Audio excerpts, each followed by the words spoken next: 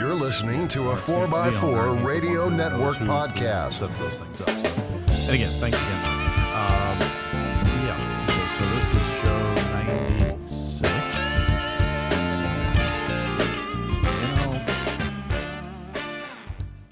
Hi, Jeepers. Welcome to another episode of On the Trail with Kevin and Scott. I would be Scott, your most illustrious slapstick parts guy, on a continual mission of this plane of Earth to, I don't know what season we're on. He started off so well. I don't know what season we are on this TV show called Earth, but hey, on that note, with that saying, I am also your slapstick parts guy. We will always share that I don't what I'm doing. We're going to leave that one in for you guys. Hey, I'm Kevin, the engineer, the tech guy, the one who reads the instructions, follows them, uses the right tools, and remembers our intro, while we will share what worked for us as well as what didn't. Please, make your own choices. Do your research. Read the instructions. And follow them. See, that's my only line. Hey, the sad part is when we started this adventure in 2016, almost a year ago, or 4 years ago. 4 years ago. 4 years ago. I'm the one that we came were to you. Accused of reading our scripts a little too literally. Exactly. And the worst part was I came to you and said, hey, Kevin, let's do a podcast. You said, great, what's a podcast? Exactly. And I'm the one that keeps dropping the ball. So with that said, welcome to show number 96, everyone. And I wish you guys could see it. The Patreons can, as Scott has it written down on a little yellow sticky note and the best part of it is his handwriting is worse than mine, so he can't even read his own notes. And thank you for not saying that I wrote it 3 times on 3 different Post-it notes. I'm like, can I have another one? What? And he just slid the thing over to me and says, here. Da-da-da-da. No, scrumble, scrumble, scrumble, throw. Da-da-da. Oh, scrumble, scrumble, scrumble, throw. And I just got the refill packed from Amazon yesterday. Now I know what to get you for next week. Accordion fold 3x3. Accordion fold 3x3. Oh, hey! Now that we're on the real show, hey guys! For those of you that saw the pictures of that Mark sent us, WranglerFix.com, you can get you set up. But anyways, real quickly though, don't forget Crawl for the Fallen. Mm-hmm. The pre-registration is open, so take a few minutes to visit their website. I'll put in the show notes. But I have a quick question though. By the way, Zorb from the planet Zulu just called and he said you're his favorite Earth character and he's glad you survived last season. Yes. Technically, the 3-to-1 odds. I was making a joke about Yellowstone erupting. I can't now because it's getting rumbly up there. So, anyways, this is a Jeep podcast. It is. Yes, it is. So I have a. And I know we got a little off topic on the last show. We're sorry, folks, but you guys, there isn't a diesel Jeep other than the now no longer sold Grand. So, well, see, we try and hit off questions because it's like, hey, what do you guys think of the Grand Cherokee or the diesel Jeep? Okay, well, here's what we think. Well, why? Okay, well, here's why we think of why. Well, how? Okay, so we try and my manager always talks to me about this. He's like, hey, Scott, what time is it? Anticipate. Well, yeah, so I'll tell him how the watch was made. He goes, I just want to know the time. No, because when I tell you the time, you're going to say, well, what have you done? So I'm just heading it off at the pass, like I'm doing now. But anyways, because the Facebook is such a plethora of fun, quick question, though, and it actually happened to me because I'm actually starting to sell all of the stuff I took off the JK. Yeah. Like the trail doors that wouldn't fit the Gladiator, no matter how much did you get for the dog hair? I don't know, but how much could dog hair if a dog hair could dog hair? Oh my God, it's already off the rails. So anyways, guys, we have a lot of fun with this. No, but I started thinking about it because one of the people asked me, and I saw this actually on a post recently, thinking about selling his illustrious TJ. Okay, and as he's trying to sell his TJ, he found out that he's telling about all the fun he had in it because he wants to sell the TJ, and then the guy goes, "Okay, I'll be back with more money," leaves, and the guy literally posted on there, "I don't know what to do now. I don't want to sell it." I started reliving all my old memories. And so everyone kind of said, you won't regret it. He goes, yeah, but my wife has a new 2022 door, and I love driving it. And I said, well, do what I did, sell the JK, buy the Gladiator, keep your LJ, happy wife, happy life, and then you can drive when you need to. Mm-hmm. And he's like, that was 20 minutes. And then 20 minutes later in the conversation, I called the guy. He offered more money. So needless to say, he sold his Jeep. Yep. And now he's has all his takeoff stuff. And I actually might be talking to a Sport Gladiator, which is a little side note. I know I'm a Gladiator rah-rah guy, or Rubicon rah-rah guy. On the Gladiator, I will have to admit a Sport S Max Tow package. If I could kit it out the way what the Gladiator is, I would take the Sport Max Tow because it doesn't have all the gaudy red stitching. And not only that, And please forgive us for those that like red. Scott just has I a hate thing the for color red. I'm sorry. which is funny because the LJ he drives is Arrest Me Red. So, anyways, yeah, but beggars can't be Serendipity choosers. strikes again. Exactly. But also, too, I finally had the Gladiator in 4-low. And with the 8-speed transmission in first gear and low range, it's as stupidly low as the LJ. I'm like, I could get out and walk and play chess and Jenga and come around the Jeep 3 times before the thing moves an inch. But anyways, I would do it. I wouldn't recommend that from a safety perspective. No, not at all.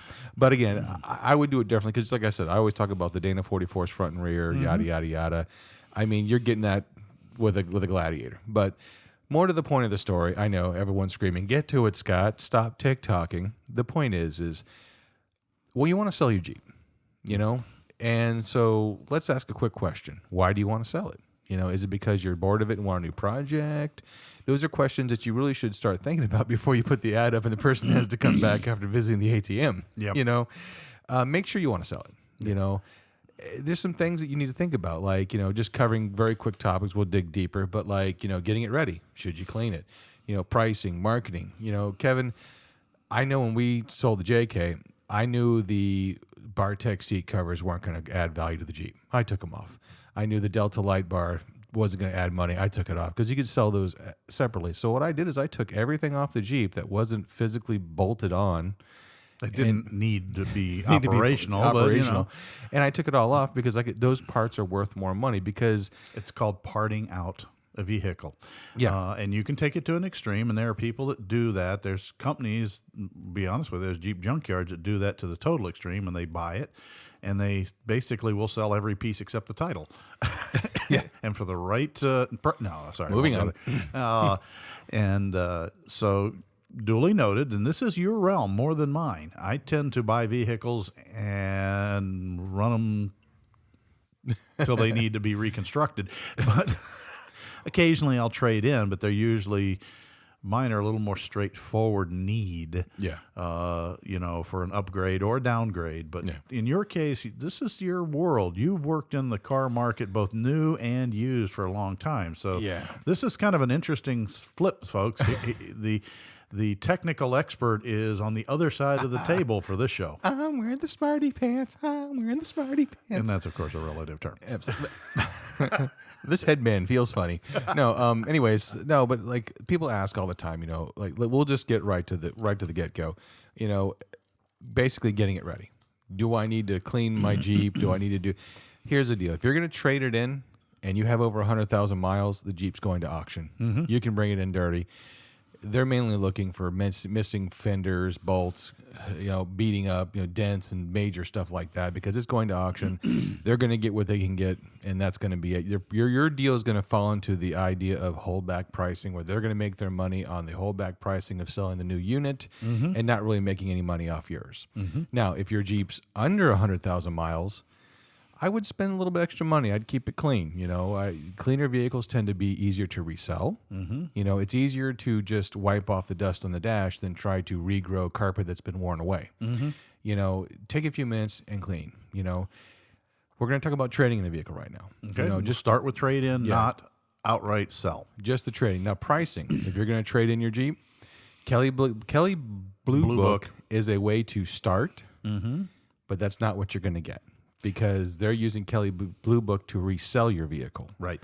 You have to, there's actually on KBB.com, there's a switch for between the two of selling it outright and trading it in. And the trade in, and don't be shocked, and a lot of people miss that. The trade in one is significantly less. Yes. Because you are giving it to somebody who then has to service it and remarket it. and they need to make something for that level of effort. Yeah. You could have a brand new perfect vehicle. Here's the thing. And because we have them, we have vehicles with 11,000 miles on them. You still need to pay a technician to crawl up and down and inside and out of it to verify the brake pad thickness, to verify this, to verify that, because now you're getting to what's called a certified pre-owned. And they actually have to be more stringent. They can't use aftermarket parts if it needs an oil change. They have to really go into it, especially now with the certain pandemic event, vehicles now have to be sanitized. Yep. So that's taken off the value of your car. If your car had a lot of rebates, let's say, for instance, a Gladiator, $5,000 rebate. You know, you realize that you're taking the $4,000 driving off the driveway, Driving hit, and you're taking another $4,000 hit from the rebate. So you're taking a $9,000 hit off a vehicle that you got a $4,000 rebate on. So they take that money. That's why Ford F-150s always, resell really well, because they don't offer a whole lot of rebates half the time. because they move well enough as is. And that's why Wranglers don't have rebates, and they hold their value because they move like they are. So when it comes to pricing trade-in wise, bear in mind the Kelly Blue Book is a guide, and definitely push as hard as you can get, but also remember too that they're going to be pushing a lot back. And what I'd say with the KBB is use it as a way to check the relative values between two different situations. You can use it's a great tool to sit there and say, well, if I call my Jeep's condition excellent versus if I say it's average or if I say it's poor, what's the spread? Yeah. And that gives you kind of an idea that we says, well, your Jeep's got this, it's pretty average condition. Well, then you need to mentally go, okay, well, that's a $1,500, $2,000 drop kind of a thing. So it's a guide. It's really a good way to put it. It's a good guide, but it is not gospel. There's nobody holding a gun to the dealer's head to accept KBB price for trade-in. Yeah. And another thing too, when it comes to pricing your trade-in value, how many people saw that really cool Jeep lifted on 40s with the big wall tires and said, oh, that's the Jeep I want? Most people who are buying Jeeps know that those fetch a premium price, and they don't want to buy them, or the vehicle's been off-roaded. So when it comes to trading your vehicle in, bolt-ons, those are losses. Yeah. You're not going to get that money back. Hence why I went ahead and sold as much as I could off the vehicle. In fact, we know a friend that specializes in used Jeeps. He's got a lot out there that he sells. Ian at Jeep Depot. I don't mind saying it. And Ian has a side business of selling winches. He will not sell the winch on the Jeep. So don't think it's an ad. It's actually a cost to a dealer because there's a liability on a winch and the installation of the winch. He can't certify that it's perfect, and unless somebody accepts it as is with no guarantees, which most people buying even a used Jeep want some form of a warranty if they can get one. And so he ends up pulling all that stuff off, and he's constantly, every time you buy a new Jeep and get a new custom front bumper and a winch, and you're selling, he goes, oh, who's selling the brand new JL unused? I'll give you $50 for it, for that bumper, for the factory bumper. Yeah. And he's putting them back on the rigs to basically decustomize them to make them more marketable than the modified ones. Yeah. And I know that seems counterintuitive, but that's kind of how it works in the commercial resale. Now, it's different, and we'll get to that when we get to the selling your Jeep person-to-person section. Because I hear everyone typing it now. Well, how come the dealership can justify putting a $4,000 2-inch budget lift, a $10,000 wheel and tire package, and sell the Jeep for $20,000 more than what it's worth? Here's the catch. They can finance more than the vehicle on a new vehicle. On a used vehicle, when you do that switch, you're going back before retail and trade-in value, you might have $10,000 in add-ons. Well, they can't justify adding $10,000 to a price on a 3-year-old Jeep. They can't do that. So it just doesn't work in the used car market. So it's not just Jeeps. Understand that it's everything. It's any vehicle out there that's been modified. Yeah. A lot of times, a financier will actually reduce the value for a modified vehicle than increase it. Yeah. So that's if you're trading it in. Yep. You know what I mean? Now, if you're going to sell to a private party person, Okay. now that's a little differently. Sorry, I had to relook at my notes again. Yep. Getting it ready. Clean it. Clean it. Have it professionally detailed. Yeah, make it look as good as it possibly can, because that's eye candy and that helps get people interested.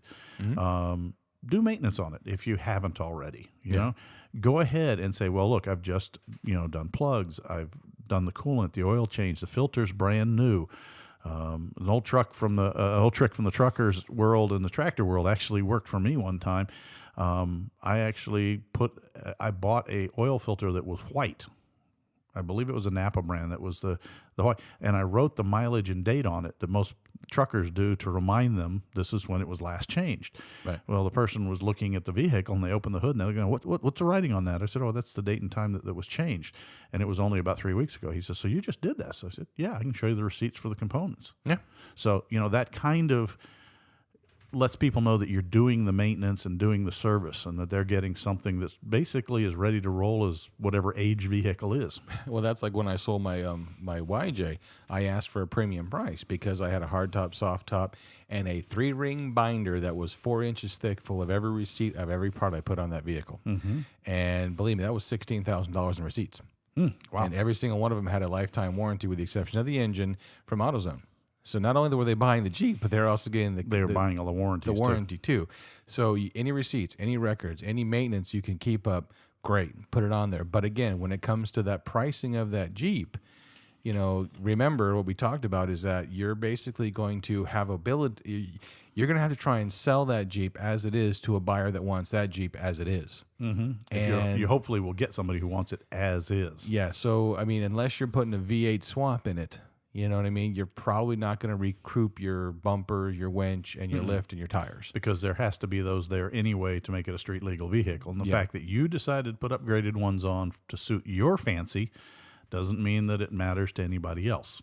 Yeah, and that's on top of that when you do the marketing aspect. Because if you trade your vehicle in, they're going to do the marketing. They have a marketing department that's going to take care of that. We actually call those bug zapper Jeeps. Yeah, because they sit out on a lot and attract attention. And they attract attention. But you have to do your own marketing. So that's one of the things. Like, how in depth do you want to talk about your sale ad? Do you want to talk about everything you had? You do want to talk about that stuff, but you also want to make sure you get the right area. You're not going to post it in a sewing forum. Yeah. The marketplace and all these places have definitely been given. You've been given an edge to get your vehicle out there, but it's also a double-edged sword. If you're putting your Jeep up for sale in a Jeep group, everyone there already has Jeeps. They may already know the value of that lift. They may already know the type of work that was done by the shop. But they are a target audience. But they're your target audience, so it's a double-edged sword. Yeah. People are going to say, oh, you're asking too much. Everyone thinks you're asking too much because no one's going to say, well, hey, what's the least you'll take for something? Yep. Or the most you'll take. I had that backwards. What's the most you'll take for something? Everybody wants a deal. Everybody wants the least. When you set your price, how bad do you want to get rid of it? Do you want to get a quick sale? Do you not really want to sell it, but you're kind of forced to because you have to, so therefore you price yourself out of the market? That's up to you. Again, that's all part of the marketing aspect of it. There's lots of tools out there that could help you with that. Yep. What type of Jeep? Is it a JK? Is it a 4-door? Is it a LJ that doesn't have a whole lot of, my LJ, for instance, Kelly Blue Book on it's $8,000. We all know that LJs fetch a premium price. Well, yeah, and that surprises me when I look at things out there that some of the older Jeeps right now, KBB is still talking about Jeeps that we know, at least in our area, TJs with 100,000, 115,000 are fetching 15 to 18,000 right now in a lot of places, as long as they're not rusted out. Now, mechanically, they don't have to be perfect, but if they're not rusted out from salt water. It's like that's twice what KBB's showing. But then again, the weird thing is some of the, what did you call them, Scott? Bug zapper Jeeps? Yes, bug zapper. Bug zapper are actually fetching less because people don't necessarily want the mods that you wanted. So you kind of have to look at it and go, okay, it's not what I want for my Jeep. It's what does the rest of the world want and is willing to pay for it. Yeah. Somebody may be looking at your Jeep that you think is built to an absolute T, and they're already calculating, okay, how much do I have to spend to take that off and replace that, take this off and replace that? And do I want to even do that work? Yeah, and that's the thing, like, again, polarizing subject, but the grumpers. The Fab 4 grumpers that make your Jeep look like a stormtrooper. Kevin's giving me the hilt tip. Yeah. Sorry, I was giving him what the heck are you talking about? You're talking, I know what the head tilt, yeah. With the cowl thing, makes your Jeep look like a transformer that's gone bad. Okay, yeah. Moving on. That's your taste. More power to you. But other people will go, I don't want that Jeep. You might have spent $2,000 on that bumper to get it hydro dipped and everything else. Guess what? You're going to want to find a person that did exactly that, and then the first question they're going to ask you, well, why are you selling it? Mm-hmm. Is it because it was a fad and you fell out of it, and now you don't want it, or it's not what you wanted? You know what I mean? So the mods you do to a Jeep can definitely affect the resale value. Like if you want to stretch your TJ. And sadly, most of them are not in the direction you think they're going to affect the price of the Jeep. No. I'll be honest with you. When I mod my Jeep, everything that's done to slightly altered is a lost cause in my book. Yeah. If I get something, should I sell slightly altered someday? I don't really think I will be, but I'm sure it will sell someday. There's got to be a point. It's going to outlive me, most likely. Not to be morbid, but the thing is that think about all the antique car shows. Which ones sell for the highest money? The non-touched ones, the untouched vehicles, the factory correct. Now, I'm not trying to tell you that we need factory correct Jeeps. Heck no. No. I'm talking about I want to go for the capabilities. I want the trail. I want the all of this stuff. But just you have to be reasonable when you're selling your Jeep to understand that unless you're selling it to a fellow enthusiast with the exact same taste that you have, you're not going to get 100% of what you put into it back out of it. Yeah, and that's one of the things that is a very polarizing subject. I know by saying this, I'm painting crosshairs on my email address, but one person kind of the age old. And you heard me talk about it. Did I talk about this show? I'm already confused now about, I would buy a Sport S Max tow. Oh, that was last show. That was last show. The thing is that everyone keeps saying, well, the Rubicon has a higher resale value. The age old, should I get a Rubicon or not? Mm-hmm. Now, again, my opinion is don't buy your Jeep for resale value because of this conversation we're having. Mm-hmm. But on the same token, too, if you're thinking about resale value, I would think like bolt-on, easy to remove add-ons. Things that don't require you to drill holes or cut sheet metal. Yes, because your taste might not be another one. Again, the best thing to do is put it back to stock or very mildly custom so someone else can change it to their taste and their styles. Yeah. Because resale value to me is one of those double-edged swords where it's kind of do we really buy anything for resale value with the exception of property? Even that, I buy for function first, resale second. Yeah.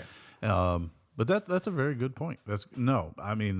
Personally, I bought my Jeep because it was available. It was where it was for the right price that I wanted to pay. And, I've had that discussion before, very early shows, guys, that I like basically plain and simple and make it my way. Yeah. I did it my way.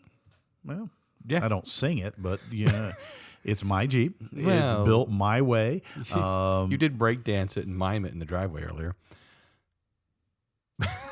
I'm kidding, guys. He didn't do that. Boy, he's really throwing a curveball here. But regardless, it's just the way I like it. But I'm not planning on flipping it out for somebody else. If I was building a Jeep to flip, it would be a radically different Jeep. Mm-hmm. But I'm not into that. That's called a used car dealer. Or a custom mod shop or whatever they call it, a fab shop. Yeah. I built my Jeep for me to do what I wanted to do. Gee, we've had a few subjects on that in various shows, but do what you want to do with your Jeep. Yeah. And so anyway, Scott, to bring this to the fruition, you said that on quantum entanglement, or I should say, Dory's JK, you actually did a lot of demodifying. Yeah, no, I basically left the lift and the bumpers on it because they were bolted and the rest on of the sheet metal, but everything else I took off. And so far, I've netted almost $700 on all the stuff I sold. Right now, that's not what you paid for the new stuff. No, actually, it's about what I paid. But oh, really? Yeah. So you're doing pretty good. Yeah, I pretty much rented a Jeep for 9 years. Because the trade-in value I got and everything else and selling all this other money, I pretty much rented the Jeep for $1,000 a year for the last 9 years. So that's not too bad. No. So it pays to be in the automotive business. Well, no, it just pays to be frugal. Now, to be honest with you, as I just had another conversation about lifts and someone wanted to do a cheap lift on their Gladiator, I said, whoa. Why does everybody post? Anybody have a cheap? I hate the word cheap. Great value of lifts. No, but yes, I get it. Yeah, you've seen that picture too, haven't you? Mm-hmm. Yeah. So my point though is I kind of, again, everyone said, well, Scott, how did you spend $1,600 in a budget lift? That doesn't make any sense. Well, yeah, when you're trying to make stuff work and you buy used and you're constantly cheap, that goes against you. And So you add this and you add that, and then Yeah. you have to go buy this new to make that fit that, which didn't really come with this, but needed it anyways, no matter how hard of a big hammer I used. But when it comes time to relift the LJ, I'm going to do one and done and buy a kit. When it comes time to, and yeah, some of it is stuff that's already on the Jeep, but you know what though? I don't know the history. I don't know how long it's been there. It's probably worn out. Just going to buy an inclusive kit and be done. Same thing with the Gladiator. I'm going to buy a one and done inclusive pre-engineered, designed kit from a reputable manufacturer. Pay once, buy once, cry once, pretty much. So, speaking of that and buying once and crying once, you want to take a little quick detour into the old Kevin's Garage? Sure. All right, cool. We will be right back after these important words. Hey, Jeepers, just a quick little reminder that don't forget all the fun-loving shows from the On the Trail podcast and the 4x4 Radio Network. Nice how you got that reviewed, reversed, but that works. Well, one of the reasons why I am bringing this up, because some people have actually asked why their shows start at like episode 9 on iTunes. To answer the question honestly, we don't know why. iTunes only allows so many shows. So if you go to the onthetrailpodcast.com website, Our entire history of shows is on the archive. on the archives. So you can scroll down to show number 1 and listen to it on a different format, but you can still listen to it and all that and have all the shows there. And again, like always, you want to help the show out, patreon.com. We got a bunch of Patreons, exclusive content, like the videos now we're going back to. Again, you can, as I'm waving, and you can see we have a face for radio. With that to, again, also, become a Patreon like Mark from WranglerFix.com and all the other great guys. And if you don't want to, if money's tight, just tell everyone about the show. Just say, hey, check these guys and gals out. Why did I say that? Anyways, it's been a long no day. idea. So with that, I'm going to get back to the garage and bye. So with that, hi, Kevin. Hi, Scott. So we're talking about making your Jeep yours and taking things off. So I want to do a quick little byline here. Okay. We talked about it before we started recording a little bit ago, is about doing the trail cam on the Gladiator. Adding a trail cam. Adding a trail cam. And me, being the parts guy, not a technician, is like, all I can do is buy the camera and plug it in. Wah, wah. How many times you've heard this before? So I went on to a Gladiator forum, and I proceeded to follow someone who did doing the same thing, It was a $535 option, and so far this guy's $2,000 into wiring harnesses, brackets, cameras, and all this kind of stuff. Right. Just because the Jeep uses a modular format doesn't mean that they give you all of the Lego bricks except the last one. They've kind of left out a few of those Lego bricks. I'm sorry. Scott was over here trying to sneak a quick straw, and I've never seen anybody who failed to operate a straw properly. We joke about reading the instructions and using a torque wrench. Moving on. So yes, you're right. They do everything except for that last Lego brick. Yeah. So and guess what? It finds out that they left out about 2.5 kits worth of parts. Yeah, the plug to the ECU is there. Yeah, that's it. And that's about it. Yeah, you need an interpreter module for the video signal, the harness to the camera, the harness to the controls, the buttons on the steering wheel, Yeah. Or is it on the dashboard? I don't know. So we found a company that actually sells a finger quotations, plug and play one that you have to pull pins out of the wiring harness. I'm going to look into that. Look into that, because depinning a connector to put in their pins, as long as those pins are currently unused. Yeah, it doesn't matter. We'll just jam it in there. Get a pair of pliers. So speaking of wiring and jamming things in there, I actually started thinking about something though. Uh-oh. And the reason why I'm kind of like, when I do finally, I can download the instructions, which is what I'm going to do. I'm definitely going to download those instructions and let Kevin read them. But I saw that coming. So with that, I started thinking about, because it talks about like you have to chase wires and do all this. And I'm like, you know what? I kept talking about it with Kevin about learning how to use a volt ohm meter. And he can actually say it now. I can actually say it now. And so I thought, you know what? If I'm going to tackle, I'm going to tackle, have you read the instructions to help me this camera project, it might be a good idea to learn how to, that actually went into my lap.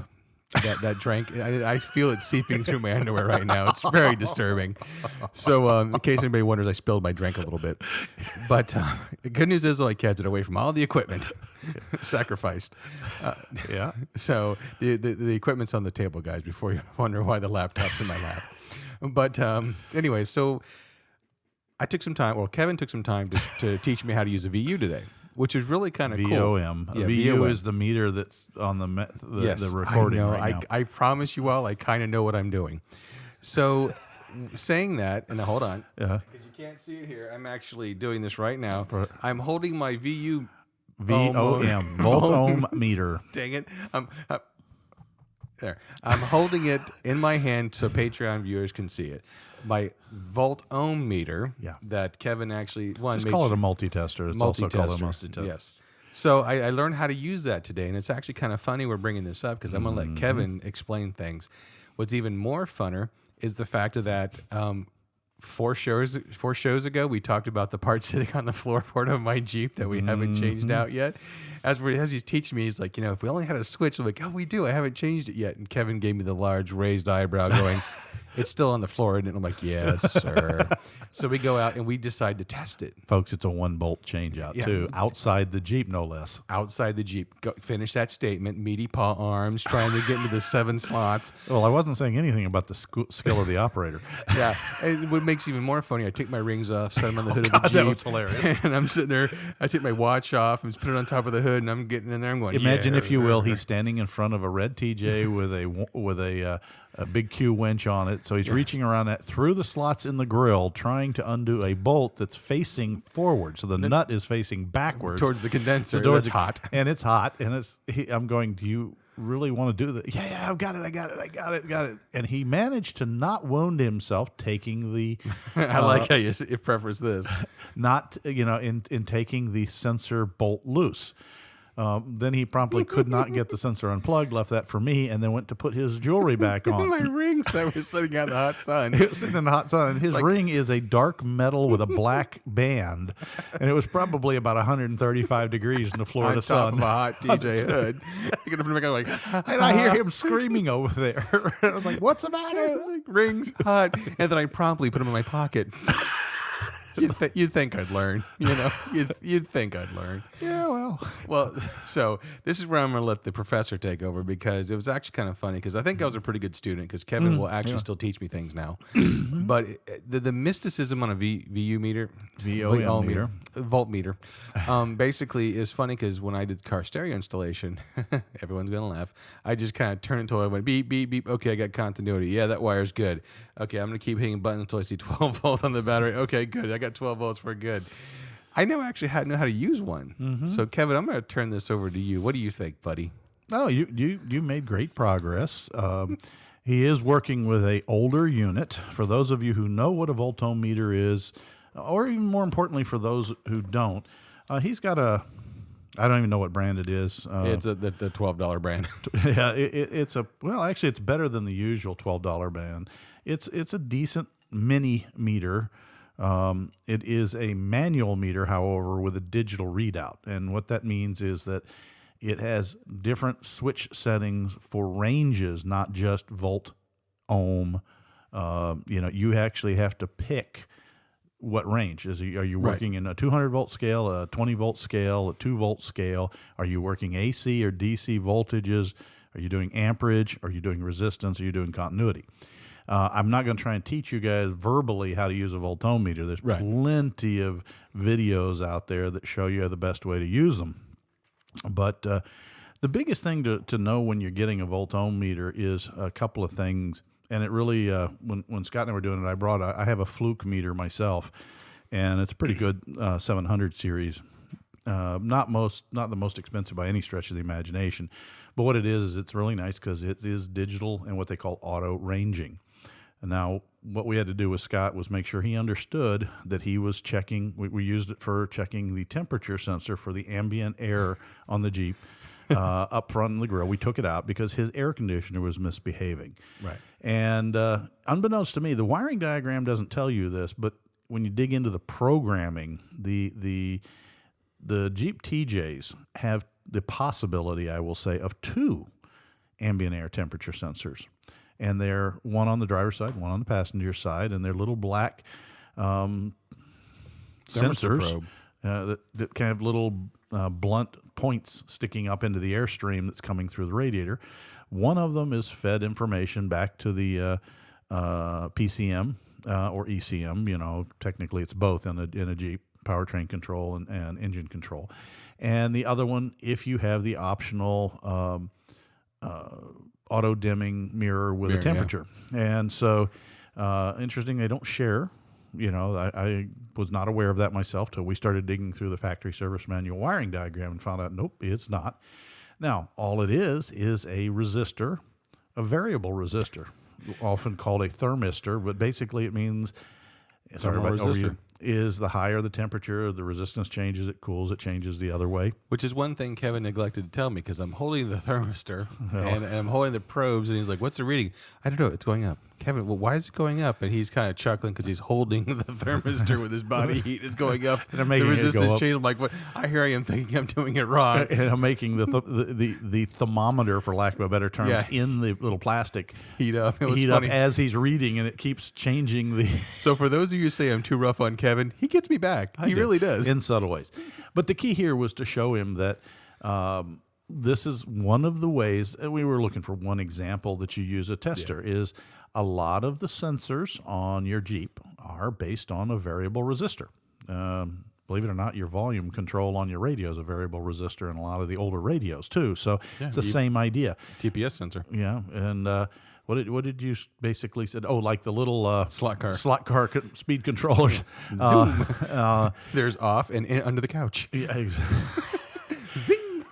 But what we were doing there was checking. Most of those 2-wire sensors are typically thermistors, thermal resistors, and so we were showing him that, okay, here's the new one, and this is the value, and it was 9,000 kilo ohms, and it would vary as I heated it up or cooled down. The old one did the same, but it was off about 2,000 kilo ohms, or 2K as they call it, from the new one. So we went ahead and changed it out. It wasn't failed, but the range was wrong. Yeah. Now, the other option, fail, is when you test the probe and it's either 0 ohms, or which means it's a dead short, or it's infinite, which means it's broken. Yeah. And so you can use it for that. We showed him a little bit about turning it to the little thing that looks like 3 curved lines. It's kind of like a noise symbol. Yeah. And it's the beeper that tells you continuity. Yeah, which is kind of really cool to have, because that's when I use a lot when in car stereo wiring, because I'm like, oh, crud, I have 8 wires. Which one was this wire again? Beep. Okay, that was my plus wire. The downside is you have to get to both ends of a wire to make sure, and it just tells you if you got broken wires. Yeah. We talked a little bit about how to use the amperage setting on the dial, and you do have to move the leads around on both meters to different positions to do the amperage, unless you're doing really small amounts. Yes. And we showed that. I did that with him a couple of months ago when I was tracing out the blown circuit. It led to our great rip the entire wiring harness out of slightly altered and rebuild it on the bench in a day. Yeah, well, that was fun, though. You have strange senses of fun. Oh, come on. Don't be such a drama king. You liked it, too. I like that I now have backup lights that don't pop fuses and a gas gauge that works perfectly. Yes, and a Jeep that'll start because you forgot to make the weather pack connector for it. No, that too. That too. Why am I harassing you? I need you to help me do the same thing with my fog lights. Yeah, well, so, the thing is, folks, a voltometer is a really good tool to have in a Jeep's tool bag. Yeah. Because wiring is going to bite you, particularly if you wheel it hard. Tree limbs, shrubbery, like to reach up and grab things. Or coming down too hard on your gas tank skid and shoving your gas tank lid or top of your gas tank into the bottom frame rail, cracking all the plastic that holds your fuel pump together. Well, that was a recent post. Yeah, that was. The skid plate worked, though. Yeah, skid plate worked, but, and there's just a lot of things like that can go wrong or get abraded or abused. Even the basic construction on a TJ, I hate to say, there are places like I had where, after 135,000 miles, the rubbing and vibrating of the engine against the firewall where the harness was laying rubbed through the outside plastic loom, through the pre-loom tape, and then through the insulation on the wires, shorting everything out. Yeah. And trying to find one broken wire in 18 feet of... what was it? I'm trying to remember. White with a green stripe. White with the green stripe, yes. And it takes a little bit of sensing. And there's tricks you can use. It's a good tool to use. If you're buying one outright, nowadays the prices have come down pretty low for what you get. I'd probably recommend an auto ranging, because then you don't have to worry about, am I working with 20 volts or 200 volts? Just remember, the little line with the dots underneath it is DC for your Jeep. The little line with the C wave on top underneath it that kind of goes up and down like a sine wave, don't mess with that. That's your AC. That's your house current. And if you're not sure what you're doing, don't go sticking your probes in the AC outlet. Please, I don't want to hear about you being hurt. That is definitely a Band-Aid boo-boo strip moment. Yeah, if not a 911 moment. Amperage on VOMs. Amperage checking is a grain of salt. Make sure you know what you're doing.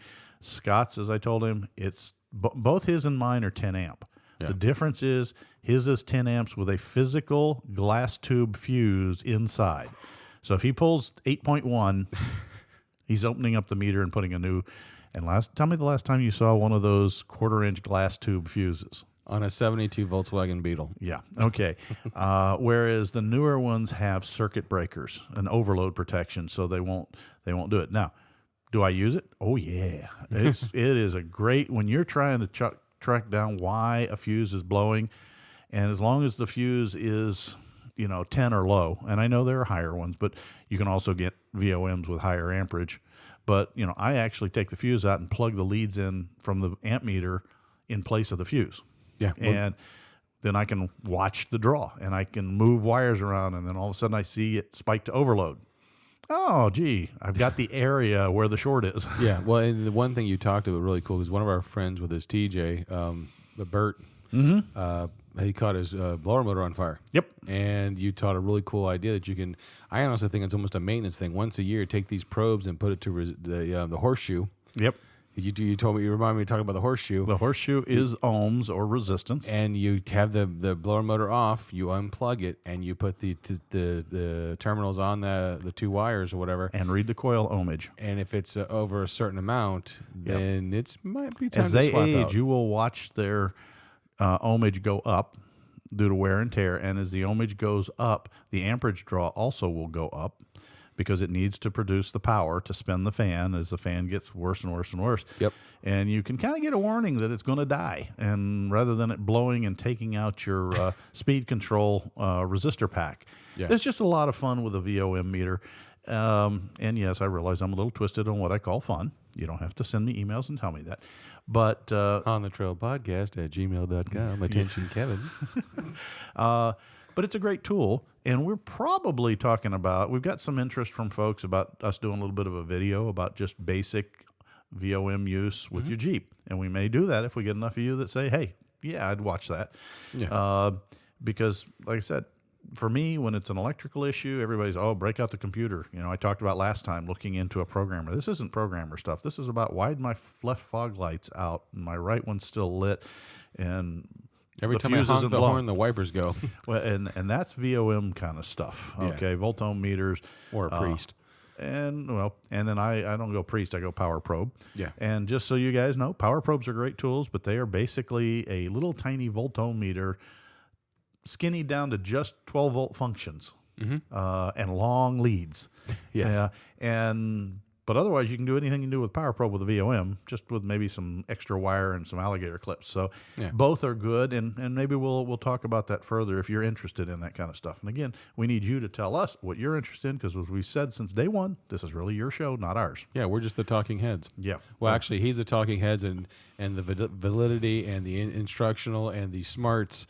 I'm the fart jokes. Okie dokie, folks. You know where that one went. No, I'm kidding. No, and that's fun. We like to have fun because Kevin and I talk about this being infotainment.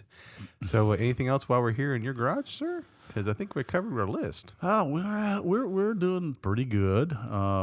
Still fighting my step motor, but as we've said many times, I figured it down to a linkage issue, and my linkage is binding, and they're 5 years old, and they've been over trail and yonder and through creeks and over wander, and there's a few dents in the sheet metal. And what? You actually wheel it? No. Well, when people doubt me, I'm just like, that's fine. Doesn't hurt my feelings. I know what I do. You know, Hey, we have a really cool picture on aluminum to prove it. Thank you, good Mark. Yeah, I love it how mistakes are the coolest pictures. Yeah. When I admit I was not paying attention as I was doing a hill climb over a wash gully. You guys that have been in Georgia know what I'm talking about. One of them orange stripes or scars down a hillside where the rainwater comes down and carves a V-notch. Yeah. And it's not quite big enough to be on the right side, not quite big enough to be on the left side, so you straddle the trench. Mm-hmm. And when the trench makes an abrupt turn to the right and you're on the CB radio doing something, trying to coach somebody else somewhere else, and you aren't paying attention, and the butt end of your Jeep decides, I'm going to go play in the bottom of that ditch. Yeah. And it's a kind of a neat little picture with dust flying everywhere. And yeah, no, I didn't roll the Jeep.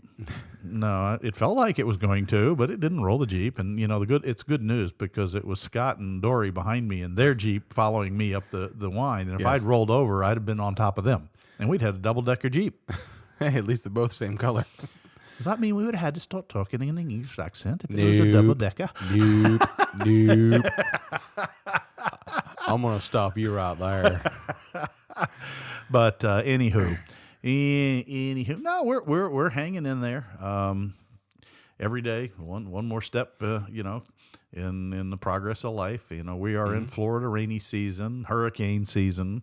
Knock on wood, we're not going to have to fight the hurricane thing. Well, the show is being released on July 1st, so. I know when the show is being released. I just know that I'm going to be cutting grass every week on upwards of 2 properties. Right now, 2 different properties. And, yeah, I haven't done Jeeping, folks, because as Scott's laughing, one of the things I was doing on our new property, there was an old carport, and it was all right. 20 years old. It was functional.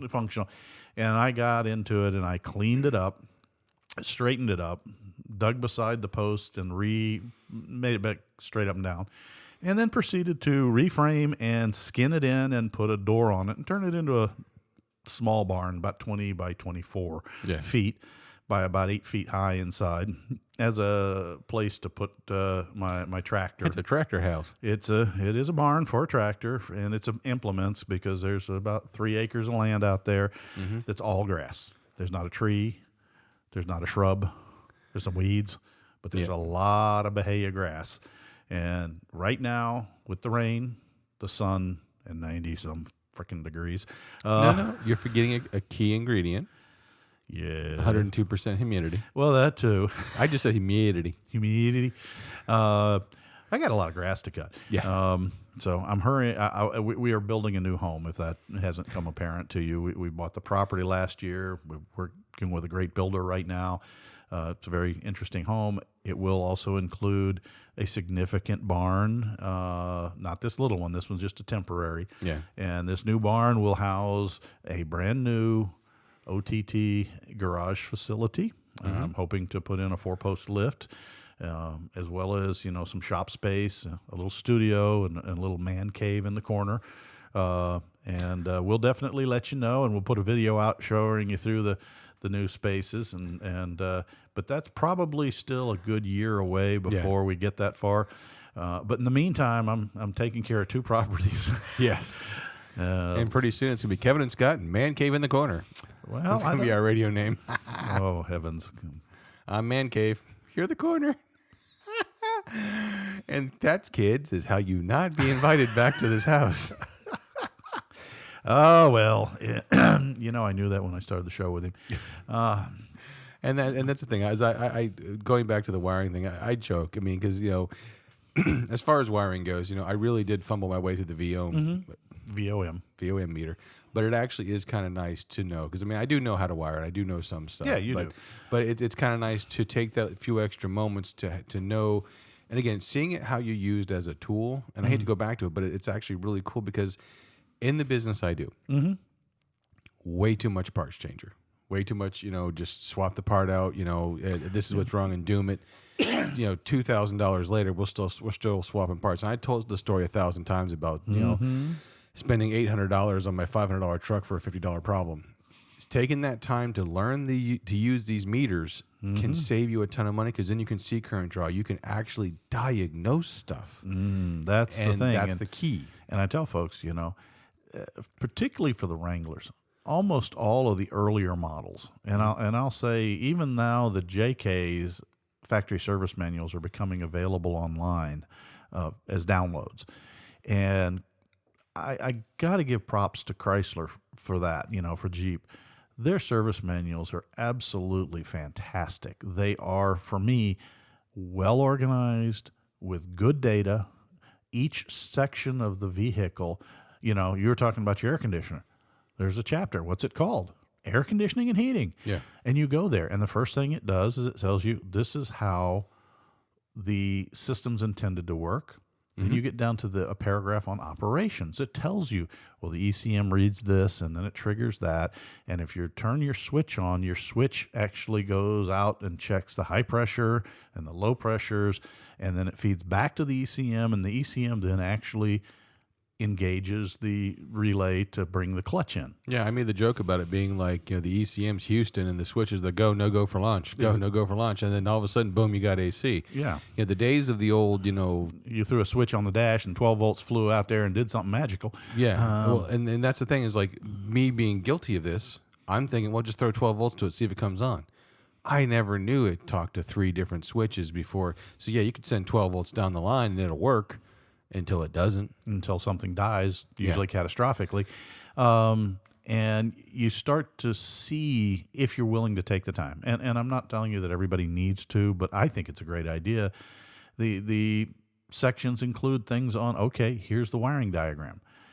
They're scary at first. First time you look at a wiring diagram, you kind of go, oh, your eyes glaze over and you go, what am I doing? With all fairness to friends in England, it looks like the underground map of London, and but you start to realize after you've used one or two for something simple, and I tell folks, if you're going to use it, if you can't get some help to start the first time, just start at something you recognize. The battery, okay, and it'll show you here's the battery, and here's the battery. There's only like 5 or 6 pages, and they're fairly simple for the AC system. But you go to the one, oh look, there's the battery. And then you can trace it from the plus side and go, okay. And then you start to go, wait a minute, what are these weird little numbers? Well, you go back to the index of that section and it tells you.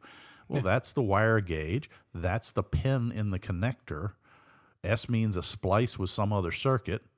C means it's in a connector. Well, where the hell's that connector? Well, gee, there's a whole table of connectors and pictures where they're at. Yeah. And they even tell you what color they are, so that that's the gray one or the white one.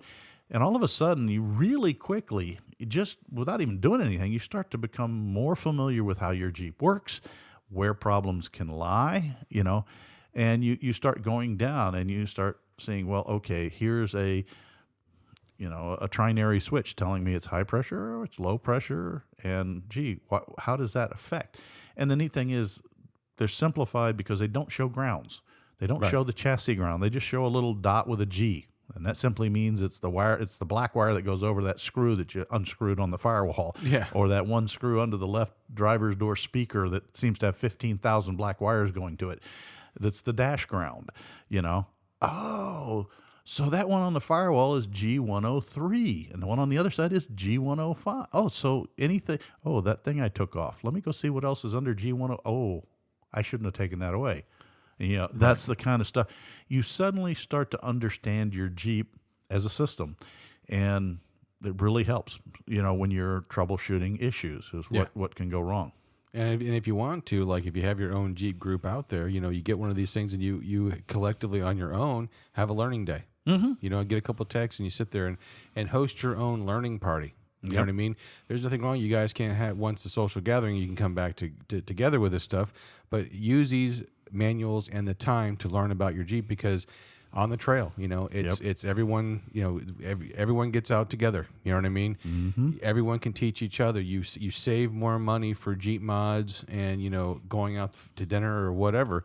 So it's actually you have a vested interest to do this, to learn. So that way, like you said, what was operating systems. It was, now granted, this was major surgery, pulling the harness off, but I had a broken wire in my Jeep harness.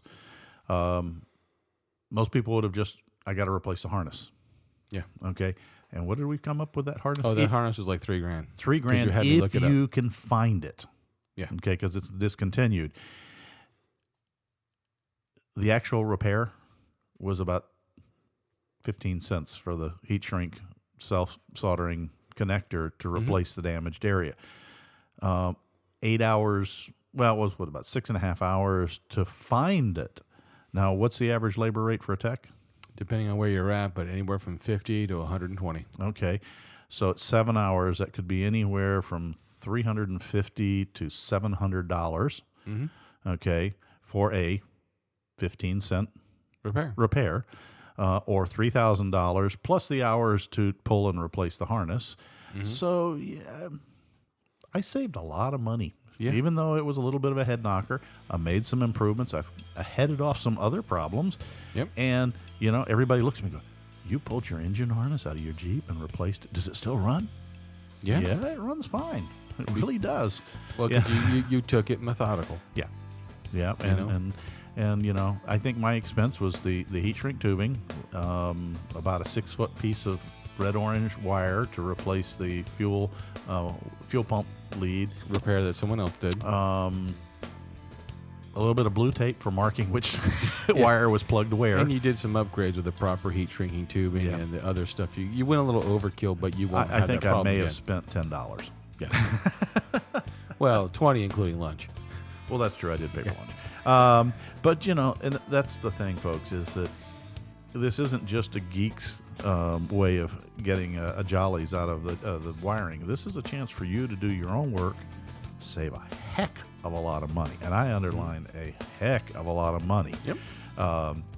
If you take the time. The downside, if you don't take the time to get smart, you can do a heck of a lot of damage. Right. But it's not difficult. It's just electricity in a wire, and it's not even dangerous electricity. It's 12 volts. It's taking your time and being methodical. Well, where are we? I think it's about time we go ahead and shift the Jeep in 4 low and hit the trail. I'll close the garage door first, please. Hold on. Was it up, up, down, down, left, right, circle A, select, B, start? Down. Down. Oh, okay, hold on. Well, folks, as always, we've talked this through quite enough. We want to thank you for listening. We hope you check back in another 2 weeks for the next episode of On the Trail with Kevin and Scott. To say it properly, enough talking. Time to lock ups, at least those of us who have locking ups, and put it in 4 low. And always don't forget to take nothing but pictures, memories, and your trash when you leave the trail. Please, we want to keep them open for our kids and our kids' kids. Exactly. So with that, we're signing off. TTFN. Bye now. Bye. Proceeding has been provided for entertainment only. Proper service and repair procedures are vital to the safe, reliable operation of all motor vehicles, as well as personal safety of those performing those repairs. Standard safety procedures and precautions, including the use of safety goggles and proper tools and equipment, should be followed at all times to eliminate the possibility of personal injury or improper service which could damage the vehicle or compromise its safety. What he said. Thanks a lot for listening, guys. You guys have a great day. Bye.